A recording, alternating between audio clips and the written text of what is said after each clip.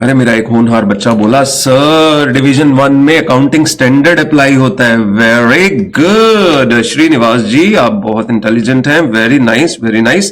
तो डिवीजन 2 में क्या अप्लाई होता है बेटा, मुझे बताइए प्लीज। रिधि सेज सर उनमें इंड एस अप्लाई होता है।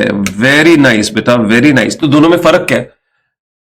जबकि दोनों स्टैंडर्ड्स की बात ही कर रहे हैं, पर दोनों स्टैंडर्ड्स में डिफरेंस क्या है? सर अकाउंटिंग स्टैंडर्ड्स 250 करोड़ वाले से नीचे कंपनी को लग रहा है और ये इंड एस 250 करोड़ से ऊपर वाली को लग रहा है, तो डिफरेंस ही क्यों बनाया गया? सर जो इंडियन अकाउंटिंग स्टैंडर्ड है ये बेसिकली इंटरनेशनल अकाउंटिंग स्टैंडर्ड है।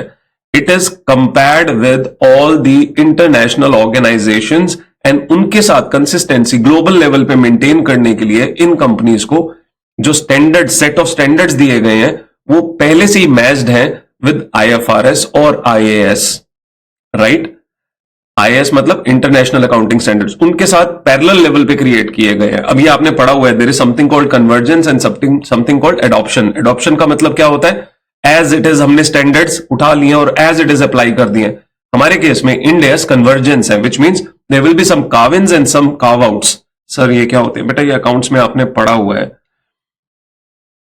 इनका मतलब क्या है कि आपने अपनी कंट्री के मुताबिक, अपनी कंट्री की इकोनॉमिक्स, अपनी कंट्री की कंडीशंस के मुताबिक चेंजेस किए हैं। या तो आपने कुछ चीजें ऐड की हैं या आपने कुछ चीजों को उठा के बाहर निकाल दिया है एंड उसके मुताबिक आपने अपने स्टैंडर्ड्स को फ्रेम किया है, still maintaining a greater part of global standards. तो सर अकाउंटिंग स्टैंडर्ड मतलब ग्लोबल? हाँ, वो ग्लोबल के लिए नहीं है, वो लोकल ऑर्गेनाइजेशन, जिसे हम कह रहे हैं कि वो ऑर्गेनाइजेशन जो फॉरेन एक्सपोर्ट्स में या किसी फॉरेन कंपैरिजन में नहीं इजीली जाने वाली है क्योंकि उसका लेवल छोटा है, 250 करोड़ से नीचे को छोटा माना जाता है, तो वो ऑर्गेनाइजेशन अकाउंटिंग स्टैंडर्ड्स के हिसाब से अपने फाइनेंशियल स्टेटमेंट्स बना सकती है। और accounting standards global accounting standards के बराबर नहीं बनाए गए हैं, ये हमेशा से चलते आ रहे थे।